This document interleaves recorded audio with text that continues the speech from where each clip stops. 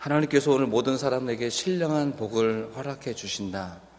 이 신령한 복을 주시겠다고 하는 하나님의 작정은 우리의 행동이 있은 다음에 주어지는 복이 아니라 행동이 있기 이전인 창세 이전에 하나님이 선택하시기로 하신 작정하심이 있다. 그래서 오늘 우리의 역할, 우리는 이 사실을 안 순간 우리가 할 수 있는 것은 그 하나님의 선택과 하나님의 작정과 하나님의 예정하심에 대해서 그 하나님을 찬송하는 것이 마땅한 우리의 도리다 라고 하는 것이 오늘 에베소서 1장에서 오늘 말씀해 주시고 있는 내용입니다. 이 본문에 의지해서 16세기 초에 종교개혁 2세대라고 불려지는 존 칼빈은 바젤이라는 도시에서, 작은 도시에서 기독교 강요라고 하는 4권의 책을 썼고, 그 책의 가운데서 가장 중요하게 우리 장로교단에서 받아들이고 있는 우리 예정론을 그 책 안에서 집필해 놓았습니다. 그 칼빈의 예정론은 기독교 강요 제3권 21장에 나와 있는데요. 여러분도 믿고 있는 것, 하나님의 예정이라는 것이 어떤 것인지 이미 여러분이 알고 있는 내용도 있고요. 또 잘못 알고 있는 내용일 수도 있고, 그 다음에 새롭게 이해해야 될 내용, 이게 3가지 부분이 있다고 생각이 되어집니다. 여러분은 이 하나님의 선택, 하나님의 예정에 대해서 어떻게 이해하고 계십니까? 하나님이 미리 선택을 하셨는데, 어떤 사람은 구원하시기로 선택하시고 어떤 사람은 멸망시키기 위해서 선택하셨다. 그래서 하나님의 이 선택하심에 따라 오늘 우리들이 이곳에 나와 있는 것도 하나님의 전적인 부르심에 의해서 이곳에 나올 수 있었다. 이렇게 예정에 대해서 들으셨을 것이고 그렇게 이해하실 것입니다. 이것이 과연 칼빈이 말한 예정론에서 가르치고자 하는 내용이었을까? 라는 질문으로부터 제가 시작했습니다. 그래서 그 기독교 강요 3장 21권에 나와 있는 그 부분을 제가 조금 어제 읽어보았습니다. 하나님의 영원한 선택. 하나님은 이로써 어떤 이들은 구원에 이르도록 또 어떤 이들은 멸망에 이르도록 예정하셨다. 그는 아무런 구별이 없이 모든 사람을 다 구원의 소망 가운데로 받아주시는 것이 아니라 어떤 사람에게는 구원을 베푸시고 어떤 사람들에게는 거부하신다는 사실이다. 이것이 칼빈의 예정론에 나와 있는 문구입니다.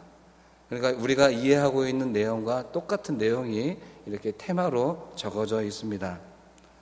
그런데 이 테마 이후에 왜 이런 내용을 적었는지에 대해서 아주 긴 분량을 설명해 놓고 있는데, 이 앞부분만을 읽다 보면 이것이 예정론의 전부인가? 이것이 정말 하나님의 선택이신가? 누구는 구원하고 누구는 저주하는, 아무것도 해본 적이 없는데 창세 이전에 이미 하나님이 그렇게 작정하셨단 말인가? 라고 하는 의구심이 들게 됩니다. 이 예정론에 있어서 어거스틴은 이렇게 말했습니다. 전제가 있다고 부연 설명을 했는데, 하나님의 말씀이 계시하는 것 외에 예정에 대한 다른 지식을 추구하는 것은 길이 없는 황야를 걷는 것과 같고, 아니면 어둠 속에서 보기를 바라는 것 같이 정신 나간 일이다 라고 말을 했습니다. 이 말은 무슨 말이냐면, 예정에 대해서 하나님의 선택은 우리의 모든 삶의 전반에서 하나님의 뜻이 정해져 있는 것이 아니라 창세 전에 하나님의 작정하심에만 있다는 것을 전제로 하고 있다는 것입니다. 예를 들어서 하나님께서 예정하신 것이 오늘 어떤 이에게 질병이 올 것을 미리 하나님께서 알고 계셨다. 그 길로 가게 한, 누구는 여기서 죽게 된다. 이런 것들이 하나님 예정하셨다라는 것이 아닙니다. 어떤 갈래길이 있는데 내가 어떤 길을 가야 될지 모르겠을 때 내가 오른쪽 길을 선택했다는 것이 하나님께서 나를 오른쪽으로 가도록 예정하셨다. 이렇게 확대 해석하는 것은 잘못된 해석이 될 수밖에 없다고 하는 것입니다. 여기서 구별을 지어야 되는 것이 예지와 예정이라는 단어의 뜻입니다. 예지는 하나님께서 모든 만물을 언제나 보고 계신다라고 하는 생각이고요. 예정은 하나님께서 어떻게 될 것인지 그 원하는 바에 대한 하나님의 작정을 예정이라고 합니다. 말이 좀 어렵긴 한데요. 그러니까 어떤 사람에 대해서 어떤 특별한 때에 그 사람에 대해서 어떻게 할 것인가 라고 하는 뜻을 하나님이 미리 작정하셨다라고 하는 것입니다. 오늘 본문에서 5절에 보면 그 기쁘신 뜻대로 우리를 예정하셨다라는 단어로, 예정이라는 단어를 이렇게 예정이라는 단어로 해석을 해 놓았습니다. 근데 다른 번역에 보면 이 부분을 이렇게 해석했습니다. 아주 오래전에 하나님께서는 예수 그리스도를 통해 우리를 자녀로 맞아들이기로 작정하셨습니다. 이 계획을 세우시며 하나님은 얼마나 기뻐하셨는지 모릅니다. 예정이란 단어로 번역하지 않고 작정하셨다, 마음의 뜻을 정하셨다라고 하는 부분으로 해석을 해놓은 본문이 있습니다. 하나님의 이 예정론에서 가장 중요한 것은 뭐냐면, 하나님의 선택을 하셨을 때 가장 중요한 것은 인간의 가치나 행위, 특별히 그 당시에 가지고 있던 이 공로 사상에 의해서 결정되어지는 것이 아니다 라고 하는 명제를 걸기 위해서 이렇게 어떻게 보면 칼빈이 극단적인 표현을 썼다고 볼 수 있는 것입니다. 문자 그대로만, 귀에 들리는 대로만 이 예정론을 읽으면 이런 해석도 나오게 됩니다. 하나님이 이미 예정을 해 놓으셨기 때문에 하나님의 예정에 따라 천국에 가야 될 사람은 결단코 지옥에 내려갈 수 없고, 지옥에 가기로 예정된 사람은 어떠한 노력을 해도 천국에 갈 수 없다, 이렇게까지 해석을 할 수 있는 것입니다. 이렇게 되면 우리의 노력과 우리의 믿음과 우리의 모든 것들이 다 필요가 없어지게 됩니다. 여러분이 이렇게 새벽에 와서 기도하는 것 의미가 없는 일이 됩니다. 왜냐하면 하나님 예정하심에 벗어날 수가 없기 때문에요. 아무리 기도해도 벗어날 길이 없습니다. 문자적으로 이 예정을 읽었을 때는 그런 오류에 빠지게 됩니다. 그런데 이것이 정말 칼빈이 종교개혁을 완성하면서 그가 주장하려고 했던 내용이니까 그리고 이것이 정말 왜 이런 말을 하셨을까라고 하는 의구심이 들 수밖에 없습니다. 그래서 이 종교개혁 시대에 가지고 있었던 시대적인 배경을 이해해야만 이 부분을 제대로 해석해낼 수 있을 것입니다. 마틴 루터가 1517년에 이렇게 종교개혁을 하고 그 다음 세대로 태어난 20년쯤 뒤에 태어나서 프랑스 사람으로서 그 지역에서 어떤 설교를 준비하다가 어떤 그 대학 교수님의 설교를 준비하다가 쫓겨나게 되고, 그 쫓겨나게 된 결과 바질이라는 작은 도시에 가서 있게 되는데, 그 카톨릭과 이미 발현되어 있는 이 신교 사이에 있는 분쟁 사이에 있을 때, 이런 영적 전쟁이 있을 때 칼빈이 그 작은 도시에서 무엇이 옳은 것인가, 종교개혁을 하는 데 있어서 어떻게 하는 것이 바른 것인가 라고 하는 질문을 던지게 되었습니다. 그래서 그 당시 가지고 있던 사상이 우주관이나 모든 것이 다 어떤 세계관이었냐면요, 그 당시 아직 갈릴레오가 지동설을 지정하지도 않을 때입니다. 그러니까 우주의 중심이 지구다, 태양은 우리를 중심으로 돈다, 이런 세계관을 가지고 있던 시대입니다. 그때 그때 국교에서 가지고 있던 사상은 공로 사상이었습니다. 공적 사상을 가지고 있었습니다. 선행을 통해서, 면죄부를 통해서 죄인도 의인으로 만들어낼 수 있다. 우리가 어떤 선행을 하느냐에 따라서 하나님의 뜻도 바꿀 수 있다. 이런 생각을 가지고 그런 생각이 아주 강력한 시대에 칼빈이 살았던 것입니다. 그래서 그가 이런 주장을 할 수밖에 없었던 것은, 아닙니다, 인간의 어떠한 공로로도 하나님의 은혜를 넘어설 수는 없습니다. 우리의 공로가 아니라 전적인 하나님의 은혜와 하나님의 말씀만이 우리를 살리실 것이고 우리를 선택하신 전적인 은혜가 되는 것입니다 라고 하는 말씀을 이렇게 주장하기 시작한 것입니다. 하나님의 선택은 한 인간이 존재하기 이전에 그의 운명이 어떻게 될지를 하나님은 이미 선택하셨습니다. 어떤 선택입니까? 신령한 복을 주시기 위한 하나님의 선택이었습니다. 우리가 죄를 짓기 전에, 이 땅에 태어나기 전에 하나님은 우리를 선택하셨는데, 그 선택에는 우리가 하나님을 찬송할 수밖에 없는 은혜가 있다는 것입니다. 그런데 다만 칼빈의 마음에, 그 당시에 살고 있는 그 사상 속에 구교에서 여전히 핍박하고 있고 전통과 그 교회 교권만을 세우려고 하는 그 악한 사람들은 하나님의 선택에서 비껴나간 것으로 그는 그렇게 기록을 했던 것입니다.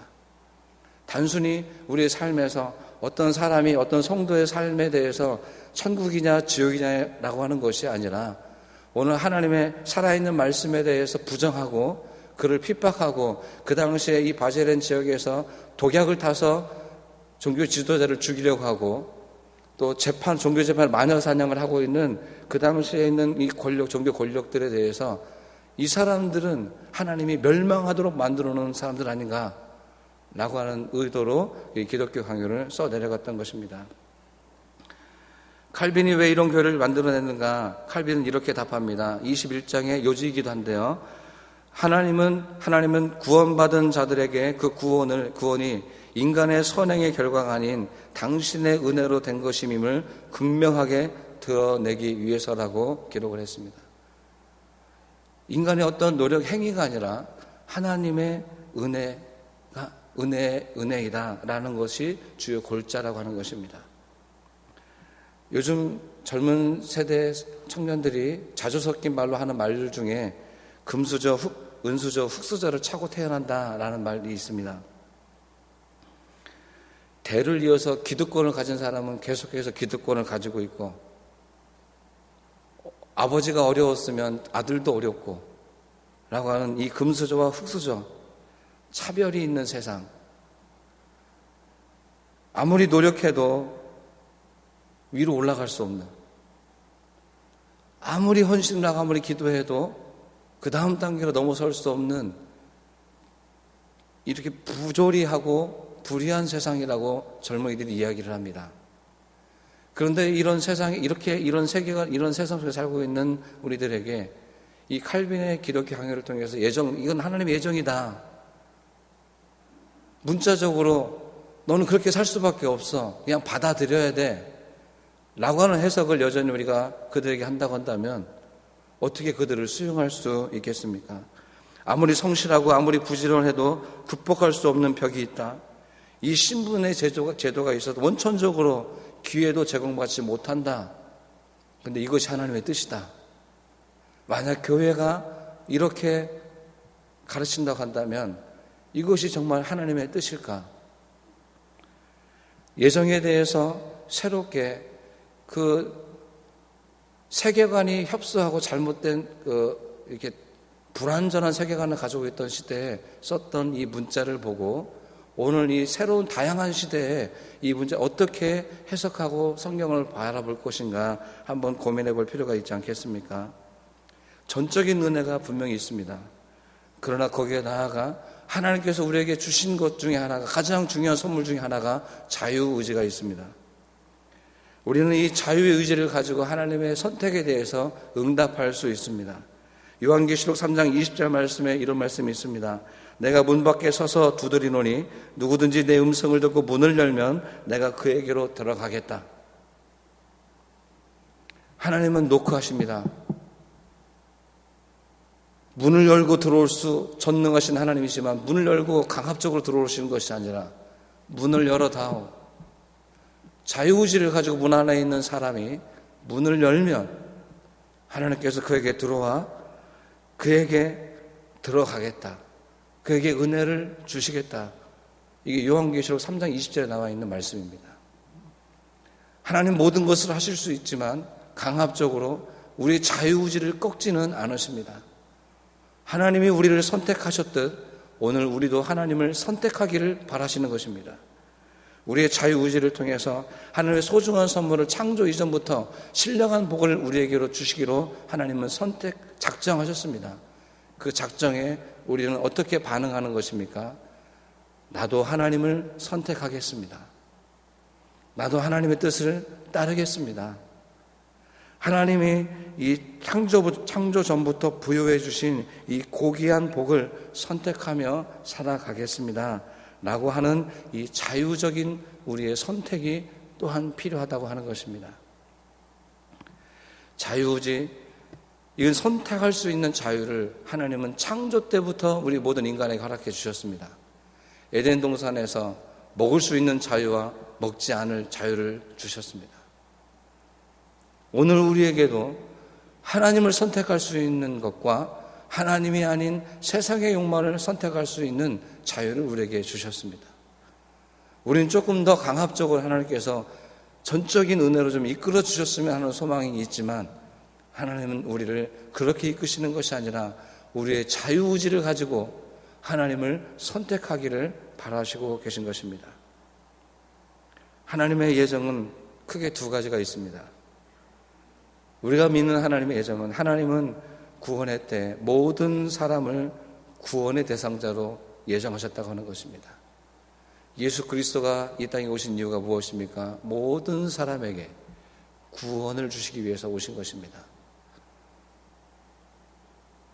이스라엘만 위해서 오신 것이 아니라 예수 그리스도를 믿는 모든 자에게 은혜와 긍휼을 주시기 위해서, 그걸 표현하시기 위해서 하나님이 독생자가 되셔서 우리 가운데 오시는 것입니다.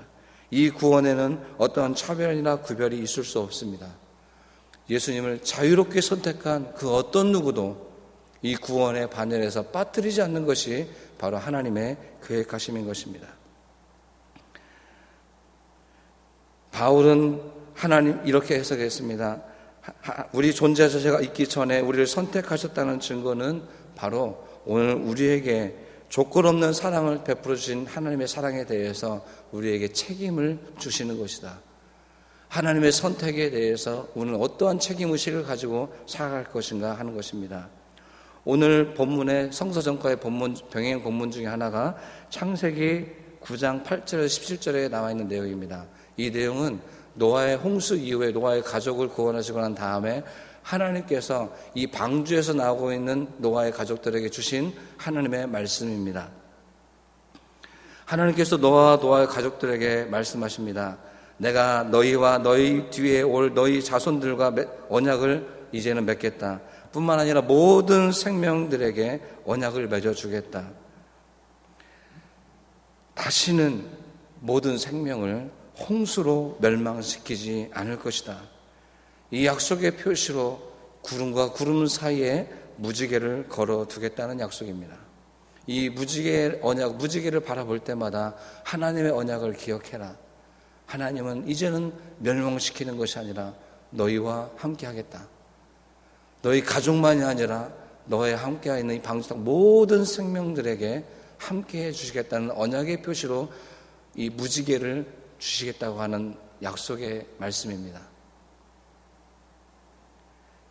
예정에 대해서 잘못된 해석을 하게 되면 그렇구나, 노아만 살리셨구나, 노아를 예정하셨구나 라는 말씀을 해석하시는 것이 아니라 모든 생명에게 공평하게 허락하신 하나님의 무지개 언약을 하나님은 우리에게 말씀해 주시고 있습니다.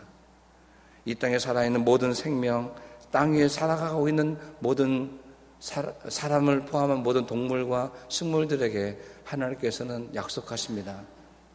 내가 너와 약속하겠다. 너를 살려주겠다. 너와 언약을 맺겠다. 이렇게 창세기에서 선언하고 계시는 것입니다. 하나님이 이렇게 우리를 선택하셨습니다. 이제 우리는 오늘 어떻게 무엇을 선택할 것입니까? 우리도 이 자유로운 마음으로 하나님을 선택하고 예수님의 길을 선택할 수 있는 우리가 될 수 있기를 소망해 봅니다. 오늘 저희가 찬송을 304장을 불렀습니다. 하나님의 그 크신 사랑이 어디에 있습니까? 어떻게 기록해 볼 수 있었습니까? 나는 그 은혜에 대해 어떻게 답을 하셨습니까? 한번 생각해 보며 이 찬송을 하루 중에 한번 다시 한번 불러볼 수 있는 하루가 되기를 소망해 봅니다. 주기도문으로 예배 마치겠습니다. 하늘에 계신 우리 아버지, 아버지의 이름을 거룩하게 하시며 아버지의 나라가 오게 하시며 아버지의 뜻이 하늘에서와 같이 땅에서도 이루어지게 하소서. 오늘 우리에게 일용할 양식을 주시고 우리가 우리에게 잘못한 사람을 용서하여 준 것 같이 우리 죄를 용서하여 주시고 우리를 시험에 빠지지 않게 하시고 악에서 구하소서. 나라와 권능과 영광이 영원히 아버지의 것입니다. 아멘. 아멘.